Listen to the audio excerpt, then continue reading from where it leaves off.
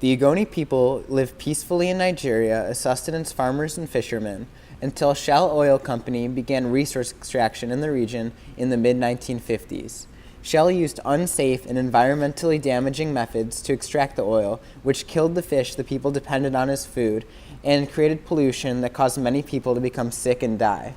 The man you see before you is Ken Saro-Wiwa, the leader of the nonviolent protest struggle started by the Ogoni people against Shell. In response, Shell paid the Nigerian military to kill many of the peaceful protesters, including Ken Saro-Wiwa, who was tortured and hanged in 1995. Ogoni is the land, the people Ogoni.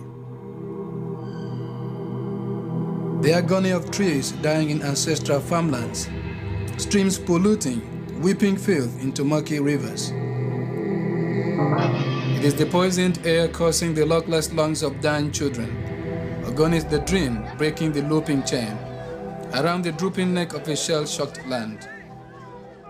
In 1990, amidst poverty, environmental ruin, and the oppression of life under a brutal military dictatorship, a popular nonviolent movement burst forth from the Ogoni region of the Niger Delta to challenge Shell and demand an end to the exploitation and abuse of the Ogoni land and people. The United Nations recognizes the rights of all the world's indigenous people. Indigenous people have been cheated through laws such as are operated in Nigeria today. Through political marginalization, they have driven certain people to death. In recovering the money that has been stolen from us, I do not want any blood spilt, not of an Ogoni man, not of any strangers amongst us.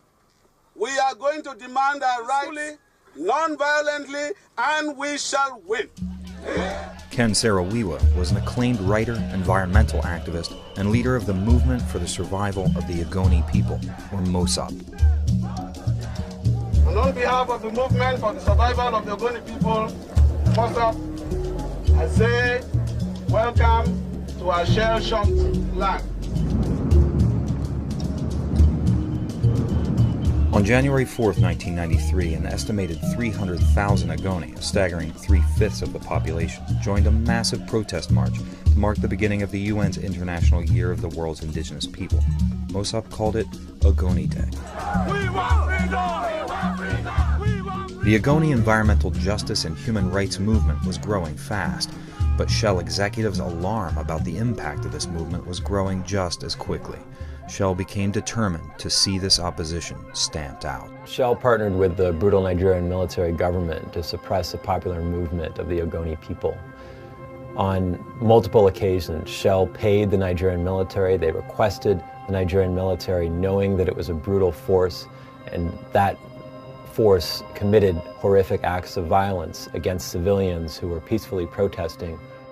It's not a case where the corporation was doing its best in a country which did bad things.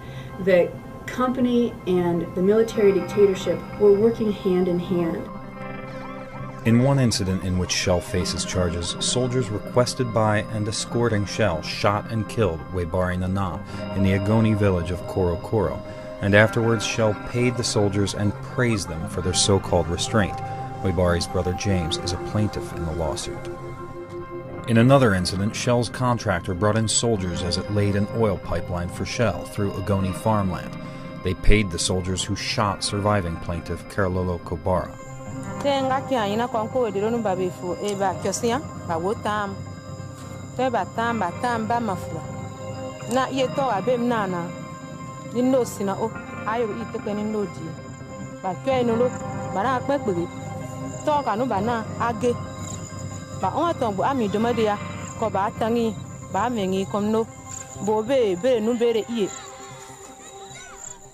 By the summer of 1993, the Nigerian military was waging a brutal campaign of violence to suppress the Ogoni.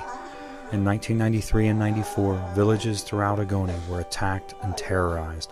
Hundreds of people were killed, and many thousands more were driven from their homes. We find it difficult to go back to our homes and houses, because the soldiers, at any time they see anybody outside, they shoot. It was a dark time in Ogoni. but MOSOP continued its organizing efforts, and Ken Saro-Wiwa worked to raise global awareness and rally support for the Ogoni cause around the world. Multiple letters from Shell to the Nigerian military government made it clear that Shell wanted the government to take care of Ken Saro-Wiwa and the Ogoni leadership, which it viewed as a serious problem. Most of leadership that was part of this game must be arrested, and the security forces are out doing just that. The Nigerian military finally found justification to arrest Saro-Wiwa and the MOSOP leaders when 4 prominent Ogoni chiefs were tragically killed in an incident many suspect was orchestrated by the military itself. His alleged crime? Arranging the murder of 4 of his closest associates during a mob riot on the 21st of May last year. Barely 5 hours after those horrific lynchings, my father was arrested. He was held in leg irons, tortured, and denied access to family, friends, and legal counsel. After 9 months of this treatment, he was finally charged and brought before a special military tribunal. My father's real crime has been to organize the successful and non-violent struggle against the exploitation of Nigeria's Ogoni people and lands by Shell Oil Company and the Nigerian government. Ultimately, Shell's lawyers conspired with the prosecution of the Ogoni leadership and participated in bribing witnesses against the Ogoni Nine and securing their convictions. And of course, they were ultimately executed. The Nigerian military announced this week that my father and 8 others have been sentenced to death. They have no right of appeal. On November 10, 1995, after a trial universally condemned as a sham and a sentence met with shock and outrage around the world, Ken Saro-Wiwa and 8 other Ogoni leaders were hanged by the Nigerian military government. Ken's last words were, "Lord, take my soul," but the struggle continues. I urge all of you here to keep the pressure on Shell to accept the responsibility for what is happening in Ogoni and what is still happening.